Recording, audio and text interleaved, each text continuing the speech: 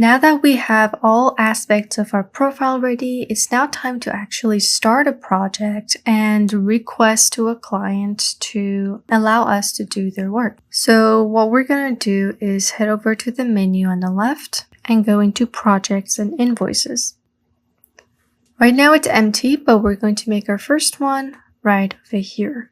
All right, so there are 4 steps to this, as you can see. What we're going to do is have a client that is looking for a sort of service. But first, let's go to ChatGPT and get a fake brief that we can pretend is our client and then use that brief to fill in the proposal. So write a fake brief from a client for a web design project. Alright, so ChatGPT is going to give us everything that we need, and this just saves us time for writing stuff. Of course, you can take time and write all of these yourself, but if you're not sure where to begin, you can refer to something like this to see exactly what the order is and what the standard is. Alright, so I have that ready. First thing, who are we working with? The name of our client is Urban Eco Living. Paste that over here. Oops, actually that would be here, their email. Alright, so then it's going to ask us to put in their full name because they're not on Contra. Once we're done with that, let's go for the payment details. We can do either invoice or escrow payments. This just depends on your project and the relationship you have with that client. Basically, with invoicing, you can either ask them to pay every month or just pay once at the end of the project, or they pay you upfront. With escrow payment, they pay it upfront, but you don't get it until you're done with the project. So the funds are held in escrow until project completion. If it's a new client, a lot of people rather do this just to make sure that they end up paying you. But if it's a client that you've worked with before or you just trust them, invoice billing could be a good option. So I'm just going to go with this one just to show you. Let's do both. So first we have fixed payments. This is a certain amount that you request once from your client. It could be a fixed payment of $300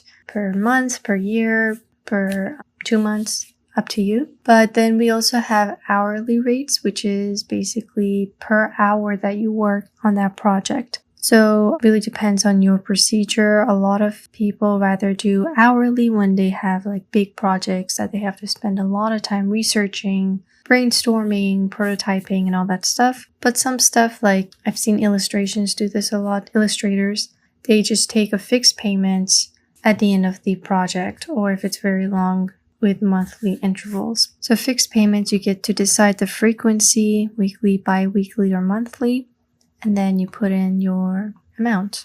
And then we have the start date. So when is this project starting?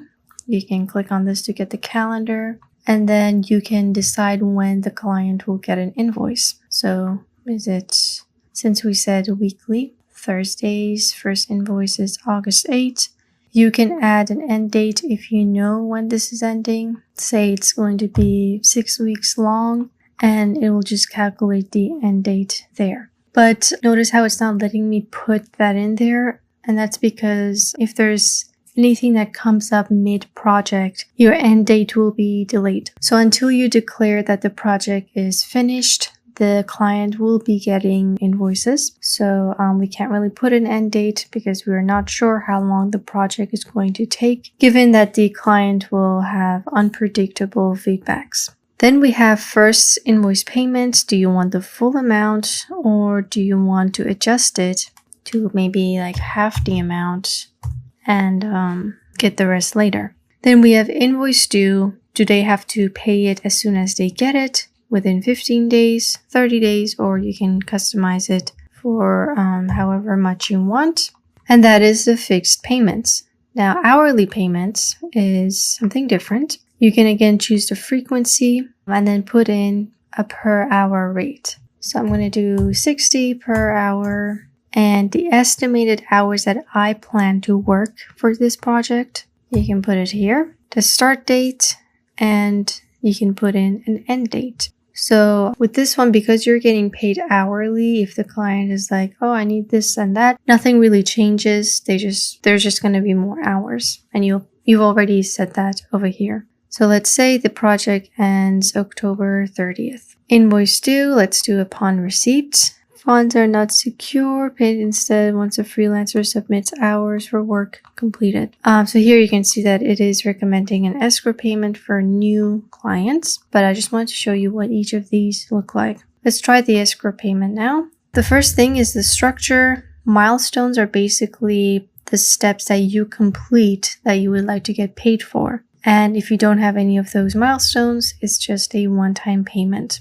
So let's take a look at an example. With web design, there's going to be milestones. There's the first prototyping, then there's a development, there's user testing, and then there's the finalization. So these 4 things, there's going to be more in different cases. These are called milestones, and they take a while. So you would identify these as the milestones and then ask for a payment as you go along these steps. So once you're done with the prototyping, the client has to pay you X amount of your declared full amount, and then you will only continue if they pay that amount. If they don't pay you, then clearly there's a problem, and you obviously don't want to spend time on something if you're not going to be paid for it. In other cases, there is a one-time payment option. So say someone is asking you to draw a caricature of them. This is a one-time drawing, hopefully. So you would just say that once I'm done with this drawing, pay me $600. Milestones, you would have to identify them. So let's go for, let's see. Okay, so we were doing a website. And say these are the milestones. So I'm simply going to copy them and then put in design logo, typography, and color palette. Say this is it. And then for this thing that I've done, I want $200. And the date in which this will be completed is kind of like a deadline for this particular step. That's going to be, let's say, the 8th of August. The next step is the enhanced user experience. I'm actually not sure if these are these steps. Okay, so that's not the step. Let's just do branding and just put in prototype. And for this, I want 500. Let's put a random date, the initial look of the website. Let's add another one, SEO. So SEO improvements and automation, let's put $300, just random amounts for now. And finally, we do final delivery. All right, so right now I'm just putting really simple and short descriptions, but in your case, you definitely want to be more descriptive. You don't want to have the client guessing anything, because that could be a problem later on where they will tell you that, oh, I'm not going to pay you because I thought this meant that. So even if there's some obvious stuff that you think the client would know, still put that in there.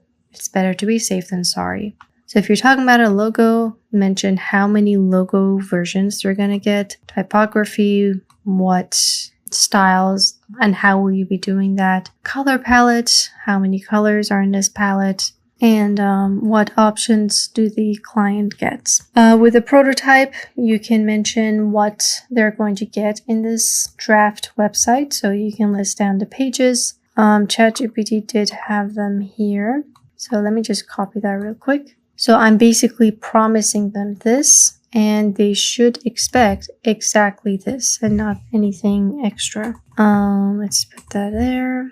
500 SEO. How are you going to optimize it? If you're going to be using plugins, third-party stuff, list them all here. Final delivery. What are they getting exactly at the end of this whole process? So just put that in there. I'm just going to put $100 here. And then we have the tax. Inclusive tax, you can put it here. Choose a tax here, put an ID and the rate. This is of course optional, but definitely look at the freelancing tax requirements in your country and list them here just so you don't get into trouble with payments. All right, I'm just going to put VAT. Let's put a bunch of numbers for now. 20%, hit next. And now we're going to describe the overview of the project. So let's put this over here. So this should be what I think the overview of the project is. Based off my understanding, I put it here and then the client reads it. If there's anything wrong, they should be telling you that upon seeing it. And you really want to confirm that you got everything right. The signature that we're going to get to in a bit is just going to confirm that they agree with your understanding. So let's stop here for this lesson just to keep it short. I'll see you guys in the next part where we continue with our project creation.